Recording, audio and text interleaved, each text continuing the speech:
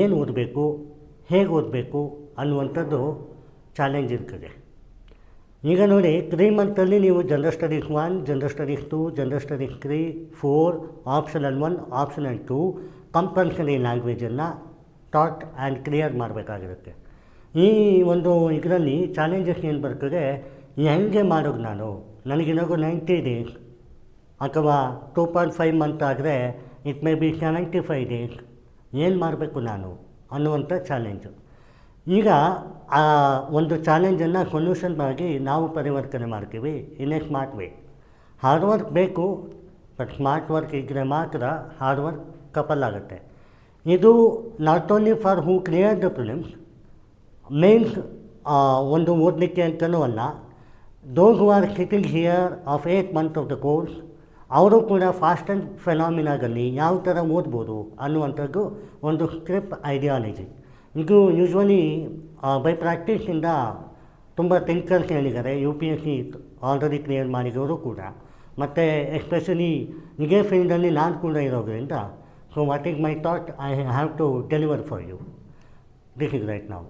ನೋಡಿ, ಈಗ ಕ್ವಶನ್ ಪೇಪರಿಗೆ 1 ರಿಂದ 20 ಕ್ವಶನ್ ಪೇಪರ್ ಇರ್ತದೆ. ಔಟ್ ಆಫ್ 20 ಕ್ವಶನ್ ನೀವು ಎಲ್ಲನೂ ಬರಬೇಕಾಗಿರ್ತದೆ. ಜನರಲ್ ಸ್ಟಡೀಸ್ 1 ಆಗಿರ್ಬೋದು, 2 ಆಗಿರ್ಬೋದು, 3 ಆಗಿರ್ಬೋದು, ಯಾವುದೇ ಆಗಿರ್ಬೋದು. ಯಾವುದನ್ನು ಆದರೂ ಒಂದು ಬಿಟ್ಟರೆ ನಿಮಗೆ ಮಾರ್ಕ್ಸ್ ಬರೋದಿಲ್ಲ. ಈಗ ಈ ಒಂದು ಟಾಪಿಕ್ ಹೇಗೆ ಡಿಸೈನ್ ಆಗಿದೆ ಅನ್ನೋದು ಕಾಂಟ್ರಿಬ್ಯೂಷನ್. GS3 ಅಲ್ಲಿ ಏನು ಬರ್ತದೆ, ಎಕನಾಮಿಕ್ಸ್. ಇಲ್ಲಿ ನೋಡಿ ಸಿಲೆಬಸ್ ಇದೆ, economics, agriculture, infrastructure, environmental, science and tech, disaster management, security. ಇದು GS3ಯ ಮೇನ್ಸ್ ಪೋರ್ಷನ್. ಈಗ ಈ ಕ್ವಶನ್ ಆಧಾರಿತವಾಗಿ ಪ್ರತಿ ಇಯರ್ ಕ್ವಶನ್ ಪೇಪರ್ ನೋಡಿ ಒಂದು ಸಿಸ್ಟಮ್ಯಾಟಿಕ್ ರೆಪ್ರೆಸೆಂಟೇಷನನ್ನು ಕೊಟ್ಟಿರ್ತಾರೆ. ಹೇಗೆ, ಈಗ ಕ್ವಶನ್ ನಂಬರ್ 1 to 20 ನೋಡಿದಾಗ ಶಾರ್ಟಾಗಿ ಹೇಳೋದಾದರೆ, ಸೆಕ್ಯೂರಿಟಿ ಆಸ್ಪೆಕ್ಟಲ್ಲಿ ಮಿನಿಮಮ್ 3 ಕ್ವಶನ್ ಇರ್ತದೆ. ಅದರಲ್ಲಿ cyber security number 1 100% every year question. ಅಂದಮೇಲೆ ಒಂದು ಕ್ವಶನ್ ಸೈಬರ್ ಸೆಕ್ಯೂರಿಟಿ ಓದಿದ್ರೆ ಬಂತಾ, ಓದ್ಬೋದಾ ಸೈಬರ್ ಸೆಕ್ಯೂರಿಟಿ? ಅಲ್ಲಿಗೆ ಎಷ್ಟು ನೀವು ಓದಬೇಕಾಗಿರೋದು, ರಿಮೈನಿಂಗ್ 19 ಕ್ವಶನ್, ರೈಟ್? ಒಂದು ಕ್ವಶನ್ಗೆ ನೀವು ಎಷ್ಟು ದಿನ ತೊಗೊಂಡಿದ್ದೀರಿ? ನಾಟ್ ಓನ್ಲಿ ದಿನ, ಜೊತೆಗೆ ಅವರ್.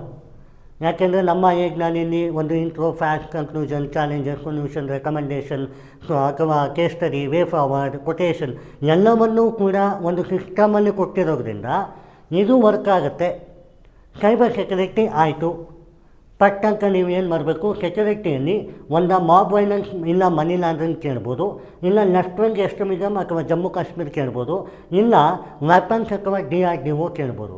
ಅಂದರೆ ಈ ಸೆಕ್ಯೂರಿಟಿ ಕಾನ್ಸೆಪ್ಟಲ್ಲಿ ಅಟ್ಲೀಸ್ಟ್ 3 ಕ್ವಶನ್ ಇದೆ. 3 ಕ್ವಶನ್ ಅಂದರೆ 20ಯಲ್ಲಿ 17 ಅಷ್ಟೇ ಬಾಕಿ ಓದಬೇಕಾಗಿರೋದು. So first you dig it out. ಈ ಒಂದು ಕಾನ್ಸೆಪ್ಟನ್ನು ಫಸ್ಟ್ ಮುಗಿಸ್ಬಿಡಿ. Cyber security, left wing extremism, mob violence and DRDO, weapons first ಮುಗಿಸಿ. ಎಷ್ಟು ದಿನ ತೊಗೋತೀರಿ? ಇದು ದಿನ ತೊಗೊಳ್ಳುವ ಜವಾಬ್ದಾರಿ ಅಲ್ಲ, ಇದು clearing of the 20 question. Problem ಏನಾಗುತ್ತೆ, UPSC ಕ್ಯಾಂಡಿಡೇಟಿಗೆ ಯಾವುದು ಟಾಪಿಕನ್ನು ಓದಲಿ, ಅಯ್ಯೋ ಹೇಗೆ ಓದೋದು ಅಂತ ತಲೆ ಕೆಡಿಸ್ಕೊತೀರಾ. ಸಿಲೆಬಸ್ ನೋಡಿದ್ರೆ ಅದೇ ನೀವು ಕ್ವಶನ್ ಪೇಪರ್ ನೋಡಿ demand of the questions on that particular topic ಹೇಗಿದೆ ಅನ್ನೋದ್ರ ಮೇಲೆ ನೀವು ಡಿಸೈನ್ ಮಾಡಲಿಕ್ಕಾಗತ್ತೆ, ಬೇಗ ಓದಲಿಕ್ಕಾಗತ್ತೆ. ಸೊ ಈ ಸೈಬರ್ ಸೆಕ್ಯೂರಿಟಿ ಅಥವಾ mob violence, money laundering, border security, Jammu and Kashmir ಅಥವಾ ಈ ಒಂದು ವೆಪನ್ಸ್, ಇದನ್ನು ನೀವು ಅಪ್ರಾಕ್ಸಿಮೇಟ್ಲಿ 2 ದಿನ ಇಟ್ಕೊಳ್ಳಿ. ಕಾಸ್ಟ್ ಬೆನಿಫಿಟ್ ರೇಷಿಯೋ ನೋಡಿದಾಗ 3 ಕ್ವಶನ್ ಆರಾಮ್ಸೆ ಬರೀತೀರಿ. 3 ಕ್ವಶನ್ ಕೂಡ 15 ಮಾರ್ಕರ್ಗೆ, 10 ಮಾರ್ಕರ್ಗಲ್ಲ. ಸೈಬರ್ ಸೆಕ್ಯೂರಿಟಿ 15 ಮಾರ್ಕರ್, ಯಾಕೆಂದರೆ ಲಾಸ್ಟಲ್ಲಿರೋದು 15 ಮಾರ್ಕರ್, ಫಸ್ಟಲ್ಲಿರೋದು 10 marker. So cyber security always 15 marker question and it is a trending topic.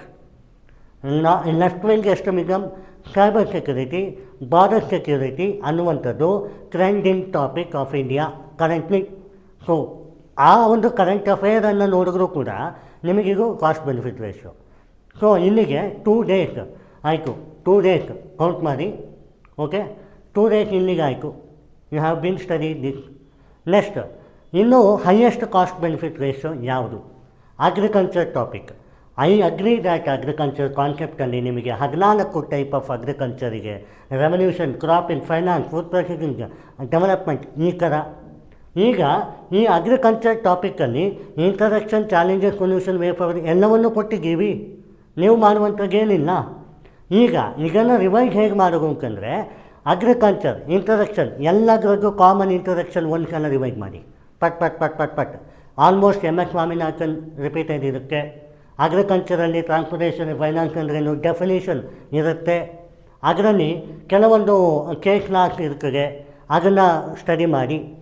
ತದನಂತರ ಸ್ಟ್ಯಾಟಿಸ್ಟಿಕ್ಕು, ಇಡೀ ಅಗ್ರಿಕಲ್ಚರಿನ ಸ್ಟ್ಯಾಟಿಸ್ಟಿಕ್ಕು ಒನ್ ಟೈಮ್ ಸ್ಟಡಿ ಮಾಡಿ. ಆಮೇಲೆ ಚಾಲೆಂಜಸ್, ಇಡೀ ಚಾಲೆಂಜಸ್ ಒಟ್ಟಿಗೆ ಸ್ಟಡಿ ಮಾಡೋದ್ರಿಂದ ಮೋರ್ ಬ್ರೈನ್ ಸ್ಟ್ರೋಮಿಂಗ್ ಆಗಿರುತ್ತೆ. ಇಂಡಿವಿಜುವಲ್ ಟಾಪಿಕನ್ನು ಹೋಗ್ತೀರಿ. ಈಗ ಅಗ್ರಿಕಲ್ಚರ್, ಫೈನಾನ್ಸ್, ಮಾರ್ಕೆಟಿಂಗ್, ಡೆವಲಪ್ಮೆಂಟ್ ಅಂತಂದರೆ ಇಂಡಿವಿಜುವಲ್ ಓದಿದ್ರೆ ಅದಕ್ಕೆ ಮಾತ್ರ ಪ್ರಿಪೇರ್ ಆದಂಗೆ ಆಯಿತು. ಅದೇ ನೀವು ಅಗ್ರಿಕಲ್ಚರ್ ಅಂತ ಪ್ರಿಪೇರ್ ಆದರೆ you are going to feed out along with the ರೆವಲ್ಯೂಷನಿಂದ ಅನಿಮಲ್ ರೇರಿಂಗ್ವರೆಗೂ ಮಾತಾಡ್ತೀರ. ಅಲ್ಲಿಗೇನಾಯಿತು, you are taking this for 3 days. Cost benefit ratio ನೋಡಿ, minimum number of the questions from agriculture ಈಗ 5 or 4. ಅಲ್ಲಿಗೆ 4 + 3 7 ಕ್ವಶನ್ ಆಯಿತು. ಇನ್ನು ಉಳಿದಿದಾಗ ಎಷ್ಟು ಕ್ವಶನ್? 14 ಕ್ವಶನ್ ಮಾಡೋದಷ್ಟೇ, 20 ಕ್ವಶನಲ್ಲಿ. ಹೌದಾ? ಸರಿ. ಈಗೂ 10 ಮಾರ್ಕನ್ನು ಕೇಳ್ಬೋದು, 15 ಮಾರ್ಕನ್ನು ಕೇಳ್ಬೋದು. That is subjective, don't worry. ಇವಾಗ ಇದಾಯಿತು. ನೆಕ್ಸ್ಟ್ ನಿಮಗೆ ಹಾಟ್ ಟಾಪಿಕ್ ಯಾವ್ದು ಬರ್ತದೆ? ಎನ್ವಿರಾನ್ಮೆಂಟ್ ಬರ್ತದೆ. ಐ ಅಗ್ರಿ, ಎನ್ವಿರಾನ್ಮೆಂಟಲ್ ಟಾಪಿಕಲ್ಲಿ ಕೂಡ 13 ಟಾಪಿಕ್ ಇದೆ. ಯಾವುದೋ ಒಂದು ಎನ್ವಿರಾನ್ಮೆಂಟ್ ಕಾನ್ಸೆಪ್ಟ್ ಆಗಿ ಕೊಡ್ಬೋದು. ಎಸ್ಪೆಷಲಿ ಕ್ಲೈಮೇಟ್ ಚೇಂಜ್ ಅನ್ನುವ ಟಾಪಿಕ್ ಅಂತೂ ಫಿಕ್ಸ್. ಹೌದು, ಗ್ಲೋಬಲ್ ವಾರ್ಮಿಂಗ್ ರೈಸ್ ಆಗ್ತಿದೆ, 1.5 ಡಿಗ್ರಿ ಸೆಲ್ಸಿಯಸ್ಸು, ಎಷ್ಟೊಂದು ಪ್ರೋಟೋಕಾಲ್ ಬಂದಿದೆ. ಇಂಟರ್ನ್ಯಾಷನಲ್ ಕೋರ್ಟ್ ಆಫ್ ಜಸ್ಟಿಸ್ ಕೂಡ ಅದನ್ನೇ ಮಾತಾಡ್ತಾ ಇದೆ. NGT ಪ್ರೋಟೋಕಾಲ್ ಏನೇ ಇರ್ಬೋದು. ಈ 13 ಟಾಪಿಕನ್ನು ಸೇಮ್ ಅಗ್ರಿಕಲ್ಚರ್ ಪ್ಯಾರಾಮೀಟರಲ್ಲಿ ಓದಿ. You are taking for this 4 days. 4 daysಲ್ಲಿ ಅಗ್ರಿಕಲ್ಚರ್ ಎನ್ವಿರಾನ್ಮೆಂಟಲ್ ಟಾಪಿಕ್ ಮುಗೀತು. ಆಯಿತು. ಈಗ ಎಷ್ಟು ದಿನ ಆಯಿತು? ಅಕ್ಕರೆ ಎಷ್ಟು ದಿನ ಆಯಿತು? ಇಲ್ಲಿಗೆ ನೀವು ತೊಗೊಂಡಿರೋದು 2 days, ಇಲ್ಲಿಗೆ ನೀವು ತೊಗೊಂಡಿರೋದು 4 days, ಇಲ್ಲಿಗೆ ನೀವು ತೊಗೊಂಡಿರೋದು 3 days. ಅಲ್ಲಿಗೆ ಅಪ್ರಾಕ್ಸಿಮೇಟ್ಲಿ 10 days ಆಯಿತು. 10 daysಲ್ಲಿ ಯು ಆರ್ ಕಂಫರ್ಟಬಲ್. ಇಲ್ಲಿ ಎಷ್ಟು ಕ್ವಶನ್ ಬರ್ತದೆ? ಇಲ್ಲಿ ಕ್ವಶನ್ ಬರೋದು 3 ಕ್ವಶನ್ ಬರ್ತದೆ ಎನ್ವಿರಾನ್ಮೆಂಟಲ್ಲಿ. ಸೊ ನೋಡಿ, ಕೌಂಟ್ ಮಾಡಿ. Security 3 question, agriculture 4 question, environmental 3 question. ಎಷ್ಟಾಯಿತು? 10 ಕ್ವಶನ್. ಅರ್ಧ ಪೇಪರ್ ಅಡಿ. ದಿನ ಎಷ್ಟು ಬೇಕಾಗಿರೋದು? 1 ವಾರನೂ ಇಲ್ಲ. ಹೌದಾ? ಕೇವಲ 4 ದಿನ ಅಥವಾ 5 ದಿನದಲ್ಲಿ ಅರ್ಧ ಪೋರ್ಷನ್ ರೆಡಿ. ಯಾವಾಗ? ಪ್ರೊವೈಡೆಡ್ ಈ ಒಂದು ಕಾನ್ಸೆಪ್ಟ್ ಏನಿಗೆ ಕೇಸ್ ಸ್ಟಡಿ, ಬರೀ ಕೇಸ್ ಸ್ಟಡಿ ಮಾತ್ರ 1 hour ಓದೋದು, ಬರೀ ಸೊಲ್ಯೂಷನ್ ಮಾತ್ರ 1 hour ಓದೋದು, ಚಾಲೆಂಜಸ್ ಮಾತ್ರ 1 hour ಓದೋದು, ರೆಕಮೆಂಡೇಷನ್ ಆಲ್ಮೋಸ್ಟ್ ರಿಪೀಟೆಡ್ ಇರ್ತದೆ. Kasturi Rangan committee goes good for Western Ghats, environmental and so on, right? Ashok Dalwai committee, almost all the agriculture concept Ashok Dalwai committee ಇದೆ. ಅಗ್ರೀಡ್. ಸೊ ಈ ಥರ ಮಾಡಿದಾಗ ಒಂದು ವಾರ ತೊಗೊಳ್ಬೇಕಾದ್ರೆ agriculture, environmental, security done. Almost 1 question ಪಕ್ಕ ಇರ್ತದೆ ಡಿಸಾಸ್ಟರ್ ಮ್ಯಾನೇಜ್ಮೆಂಟಿಂದ. Give one day for that. Disaster management ಇದು 15 ಮಾರ್ಕ್ ಕ್ವಶನ್ ಆಗೇ ಬರೋದು ಡಿಸಾಸ್ಟರ್ ಮ್ಯಾನೇಜ್ಮೆಂಟು. ಅಲ್ಲಿಗೆ ಎಷ್ಟು ಕ್ವಶನ್ ಆದಂಗೆ ಆಯಿತು? 11 ಕ್ವಶನ್ ಆಯಿತು. ಬನ್ನಿ ಇನ್ಫ್ರಾಸ್ಟ್ರಕ್ಚರ್ ಬನ್ನಿ. ಇನ್ಫ್ರಾಸ್ಟ್ರಕ್ಚರಲ್ಲಿ ಎನರ್ಜಿ ಅಂದರೆ ರಿನ್ಯೂವೇಬಲ್ ಮತ್ತು ನಾನ್ ರಿನ್ಯೂವೇಬಲ್ ಇರುತ್ತೆ. ಅವೆರಡರಿಂದ ಅಟ್ಲೀಸ್ಟ್ 1 ಕ್ವಶನ್ ಬರುತ್ತೆ. ರಿಮೈನಿಂಗ್ ರೋಡ್ವೇ, ರೈಲ್ವೆ, ಏರ್ವೇ, ಪೋರ್ಟ್ವೇಯಿಂದ ಅಥವಾ ಮೊಬಿಲಿಟಿಯಿಂದ ಇನ್ನೊಂದು ಕ್ವಶನ್ ಬರ್ಬೋದು. 2 ಕ್ವಶನ್ ಮಿನಿಮಮ್ ಎಕ್ಸ್ಪೆಕ್ಟ್ ಮಾಡ್ಬೋದು. ಎಷ್ಟು ಕ್ವಶನ್ ಆಯಿತು? 13 ಕ್ವಶನ್. ಇದಕ್ಕೆ ನೀವೇನು ಮಾಡಬೇಕು? You can take a 3 days for this. Intensively 3 days ಓದೋಕ್ಕಾಗಲ್ವಾ? ರೋಡ್ವೇ ಎಷ್ಟು ಪೇಜ್ ಇದೆ ನಮ್ಮ ನೋಟ್ಸು? ಒಂದು ಕಾನ್ಸೆಪ್ಟ್ 7 ಪೇಜ್ ಮೇಲೆ ಹೋಗ್ತಾನೆ ಇಲ್ಲ ಮೇನ್ಸು. ಹೌದು, ಅಲ್ಲಿಗಿದೆ ಆಯಿತು. ನೆಕ್ಸ್ಟ್ 13 ಕ್ವಶನ್ ಆಯ್ತಲ್ಲ. ಈಗ ನೋಡಿ, ನೀವು 13 ಕ್ವಶನ್ ಆ್ಯಂಡ್ ಇದಕ್ಕೆ ನೀವು ಬೇಕಾಗಿರೋ time 3 days. Renewable energy, non renewable ಎನರ್ಜಿಗೆ ಫುಲ್ಲು 2 ದಿನ ಇಟ್ಟುಬಿಟ್ಟು, ರೈಲ್ವೆ, ರೋಡ್ವೇ, ಪೋರ್ಟ್ವೇ, ಏರ್ವೇಗೆ 1 ದಿನ ಇಟ್ಟರು ಕೂಡ ನಿಮ್ಮದಿಗೂ ಕ್ಲಿಯರ್ ಆಯಿತು. ಹೌದಾ? ನೆಕ್ಸ್ಟ್ ನೋಡಿ, ಎಕನಾಮಿಕ್ಸ್ ಪಾಯಿಂಟಿಗೆ ಬನ್ನಿ. ಎಕನಾಮಿಕ್ಸಲ್ಲಿ ಈಗೂ ಸಬ್ ಡಿವಿಷನ್ ಮಾಡಿ. Land reform, liberalisation, inclusive growth, employment. ಈಗ ಇಷ್ಟರಿಂದ 2 ಕ್ವಶನ್ ಬರುತ್ತೆ. ಆ್ಯಂಡ್ ಕೋರ್ ಎಕನಾಮಿಕ್ಸ್ ಏನಿದೆ ಅದರಿಂದ 1 ಕ್ವಶನ್. ಆ್ಯಂಡ್ ಅದರಲ್ಲೂ ನೀವು ಇನ್ನೂ ತಲೆ ಓಡಿಸಿದ್ರೆ ಏನಾಗ್ತದೆ, economics, GDP, banking, repo rate, RBI, monetary policy, ಅದಾದಮೇಲೆ ಜಾಬ್ಲೆಸ್ ಗ್ರೋತ್ ಆಫ್ ಎಕಾನಮಿ, ಹೀಗೆ government budgeting, liberalisation, inclusive growth, ಹಿಂಗೆ ಟಾಪಿಕ್ ಬರ್ತದೆ. ಸೊ ಸಿಸ್ಟಮ್ಯಾಟಿಕಲಿ ನೀವು ಪ್ರಿಪೇರ್ ಆಗ್ಬೋದು. ಕಾನ್ಸಂಟ್ರೇಟ್ ಮಾಡಿ. ಈಗ ಇಷ್ಟು ಸೇರಿ 1 ದಿನ, ಅದಾದಮೇಲೆ ಎಕನಾಮಿಕ್ಸ್ ಕಾನ್ಸೆಪ್ಟಿಗೆ ಒಂದು 5 ದಿನ ಇರಿ, ಆರಾಮ್ಸೆ 5 ದಿನ ಇರಿ. ಅಲ್ಲಿಗೆ ಎಷ್ಟು 1 ವಾರ ಆಯಿತು. ಇದು ಇಟ್ಟು ಈ ಒಂದು ಇಷ್ಟು ಕ್ವಶನ್ ಸೇರಿ ನಿಮಗೆ ಮಿನಿಮಮ್ 5 ಕ್ವಶನ್ ಬರ್ತದೆ. 5 ಕ್ವಶನ್ ಅಂದರೆ ಏನು, ಎಕನಾಮಿಕ್ಸಿಂದ ಇರೋ ಅದರಲ್ಲಿ ಜಾಬ್ಲೆಸ್ ಗ್ರೋತ್ ಅಂತೂ fix question, jobless economy, circular economy ಆ ಥರದ್ದು. ಗೌರ್ಮೆಂಟ್ ಬಜೆಟಿಂಗ್ ಅಂತೂ ಒಂದು ಫಿಕ್ಸ್ ಕ್ವಶನ್ನು. ಅದಾದಮೇಲೆ ಇನ್ಕ್ಲೂಸಿವ್ ಗ್ರೋತ್ ಅಥವಾ ಎಂಪ್ಲಾಯ್ಮೆಂಟಿಂದ ಫಿಕ್ಸ್ ಕ್ವಶನ್ನು. ಈಗ ಇಷ್ಟು ಆದ ಮೇಲೆ ಯಾವುದಾದ್ರೂ ಸೋಷಲ್ ಕನ್ಸರ್ನ್ GS2 ಅಲ್ಲಿ ಬರ್ತದಲ್ಲ, ಆ GS2 ಅಲ್ಲಿ ಹೆಲ್ತ್, ಎಜುಕೇಷನ್, ಹಂಗರ್, ನ್ಯೂಟ್ರಿಷನ್ ಏನಿದೆ ಆಗ ಅಷ್ಟರಲ್ಲಿ ಕಪಲ್ ಮಾಡಿ ಕೇಳ್ಬೋದು. GS3ಗೆ ಕಪಲ್ ಅಂದರೆ ಈಗ ಈ ಕ್ವಶನ್ ನೋಡಿ, ಹ್ಯೂಮನ್ ಡೆವಲಪ್ಮೆಂಟ್ ಏನು ಬಂದಿತ್ತು, ಹ್ಯೂಮನ್ ಡೆವಲಪ್ಮೆಂಟ್ ಬಂದಿದ್ದು GS2 ಅಲ್ಲಿ, ಬಟ್ ಅದನ್ನು ಇನ್ಕ್ಲೂಸಿವ್ ಆಗಿ ಮಾತಾಡಿದ್ದಾರೆ, ರೈಟ್. ಈ ಥರ ಕಾನ್ಸೆಪ್ಟನ್ನು ಪ್ರಿಪೇರ್ ಮಾಡಬೇಕು. How many days you have taken? 18 days GS3 done. So ಯಾವುದನ್ನು ಕಷ್ಟ ಅನ್ನಕ್ಕೆ ಹೋಗಬೇಡಿ. ನೀವು ಈಗಿನ 2015ಇಂದ 2025ವರೆಗೂ ಪೇಪರ್ ನೋಡಿದ್ರೂ ಕೂಡ ನಿಮಗೆ ಇದೇ ಸಿಸ್ಟಮಲ್ಲಿ ಮಾಡಲಾಗಿದೆ. ಆ್ಯಂಡ್ ನನ್ನ ಎಜುಕೇಷನ್, ನಾನು ಮಾಡ್ತಿರುವ ಸ್ಕೀಮ್ ಕೂಡ ಇದೇ ಆಗಿದೆ. ಅದಕ್ಕೆ ನಾನು ನೋಟ್ಸನ್ನು ತುಂಬ ಕ್ಲಿಯರ್ ಆ್ಯಂಡ್ ಕಟ್ಟಾಗಿ ಕೊಟ್ಟಿದ್ದೇನೆ ಮತ್ತು ಸಿಲೆಬಸ್ ಆಧಾರಿತವಾಗಿ ಡಿವೈಡ್ ಮಾಡಿದ್ದೇನೆ. ಇಟ್ ಈಸ್ ಡಿವೈಡೆಡ್ ಬೈ ಅಯ್ಯಜ್ಞಾನಿ ಆ್ಯಂಡ್ ಆಲ್ಸೋ ಈ ಒಂದು ಕಾನ್ಸೆಪ್ಟಿನ ಆಧಾರದ ಮೇಲೆ. ಸೊ 18 ಡೇಸಿಂದ 25 ದಿನ ತೊಗೊಳ್ಳಿ. GS3 ಸ್ಟ್ರಾಂಗ್ ಆಗ್ತೀರಾ ಆಗಲ್ವಾ? ಆಗ್ತೀರಿ. ಆ್ಯಂಡ್ ಅನದರ್ ಇಂಪಾರ್ಟೆಂಟ್ ಫ್ಯಾಕ್ಟರ್, ಈಗಿಷ್ಟು ಓದುವ ಕ್ರಮ. ಈಗ ಹೇಗೆ ಓದುವುದು ಅನ್ನೋದೊಂದು ಚಾಲೆಂಜ್ ಇರ್ತದೆ ನೋಡಿ. Example, I will take agriculture irrigation.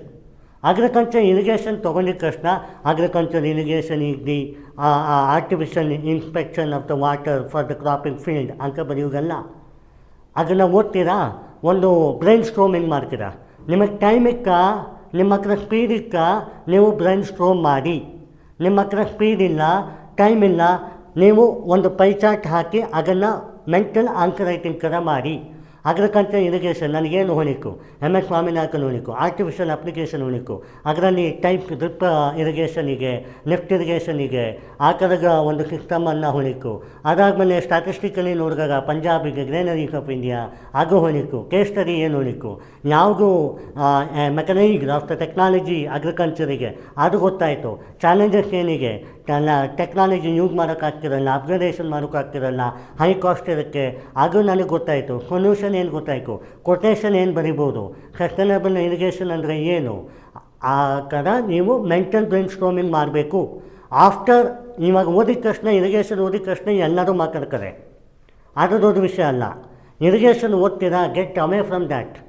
1 hour 2 hour ಆದಮೇಲೆ ಜಸ್ಟ್ ನೀವು ಯಾವುದೇ ಕೆಲಸ ಮಾಡ್ತಾ ಇರಬೇಕಾದ್ರೆ ಥಿಂಕ್ ಮಾಡಿ, ಅಗ್ರಿಕಲ್ಚರ್ ಇರಿಗೇಷನ್ ನಾನೇನು ಓದಿದ್ದೆ, ನನಗೇನು ಹೊಳಿತಾಯಿದೆ, ಆವಾಗ ನಿಮಗೆ ಬರುತ್ತಲ್ಲ ಅದು ಎಕ್ಸಾಮನ್ನು ಹೊಳೆಯುತ್ತೆ.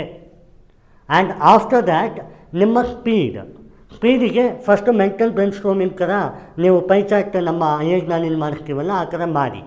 ಸೊ ದಟ್ ಆವಾಗ ಏನಾಗುತ್ತೆ, ನೀವು ಬರೆಯುವ ಕಾರ್ಯಕ್ರಮಕ್ಕೆ ಟೈಮ್ ತೊಗೊಳೋಗು ಏನಂತಾರೆ ಅದು ಕಡಿಮೆ ಇರ್ತದೆ, more number of beneficiary activity ಇರ್ತದೆ. So 25 days is more than enough to prepare the GS3. Even though the topic of interest is huge, only way ಅಯ್ಯಜ್ಞಾನಿ ನೋಡ್ತಿದ್ರೆ ಅಗ್ರೈತು ಪಾಯಿಂಟ್. ಯಾಕೆ ಅಂದರೆ 2 ಪೇಜ್ 3 ಪೇಜ್ ಬರೀಲಿಕ್ಕೆ ಮೀನ್ಸ್ ಏನು ಬೇಕು ಅದು ಕಂಪ್ಲೀಟ್ ಬುತ್ತೋಲೇಖನ ಕೊಟ್ಟಿದ್ದೀವಿ. ಹಾಗಾಗಿ it is good to go. So ನಿಮಗೆ ಇದರಿಂದ ಏನು ಗೊತ್ತಾಯಿತು, GS3 ಅಲ್ಲಿ ಇದೇ ಥರ GS2 ಮಾಡ್ಬೋದು. ಸಿಲೆಬಸ್ ನೋಡಿ, ಅಲ್ಲಿ it probably you have to take nearly 20 days ಆಗೋಯ್ತು. ಯಾಕೆಂದರೆ ಅಲ್ಲಿರೋ international relationship, bilateral treaty, organisation ಆ ಒಂದು ಈಗಿಗೆ ಅದು ಸ್ವಲ್ಪ ಟೈಮ್ ಹಿಡಿಯುತ್ತೆ, 10 ಡೇಸ್ ಹಿಡಿಯುತ್ತೆ. ಬಾಕಿ ನಿಮಗೆ health concern, governance portion, social justice ಅಥವಾ ನಾರ್ಮಲ್ ಪೋರ್ಷನ್ ಏನಿದೆ ಅದು ನಿಮಗೆ ಟೈಮ್ ಹಿಡಿಯಲ್ಲ. ಕಾನ್ಸ್ಟಿಟ್ಯೂಷನ್ ಒಂದು ಸಲ ನೀವು ಪ್ರಿಲಿಮ್ಸನ್ನು ಓದಿರ್ತೀರಿ, ಅದನ್ನೇ ಸ್ವಲ್ಪ ರೆಪ್ಲಿಕಾ ಮಾಡಿ ಬರೀತೀರಿ. ಸೊ ನಿಮಗೆ ಅದು ಒಳ್ಳೆಯದಾಗುತ್ತೆ. ಸೊ ಏನೇ ಆದರೂ ಸ್ಮಾರ್ಟ್ ವೇ ಬೇಕು, along with the hard way. So ಅದಕ್ಕೆ ಎಲ್ಲರೂ ಏನು ಹೇಳ್ತಾರೆ, ಈ ಒಂದು 1.5 ತಿಂಗಳು ಇಟ್ಟಿದ್ದೆ ನಾನು ಮೇನ್ಸಿಗೆ, GS 1, 2, 3, 4ಗೆ, ಬಾಕಿ ಎಲ್ಲ ಆಪ್ಷನಲ್ ಮಾಡಿಗೆ. ಯಾಕೆ ಅಂದರೆ ಇದು ರೀಸನ್. ಗೊತ್ತಾಯ್ತಾ? Thank you.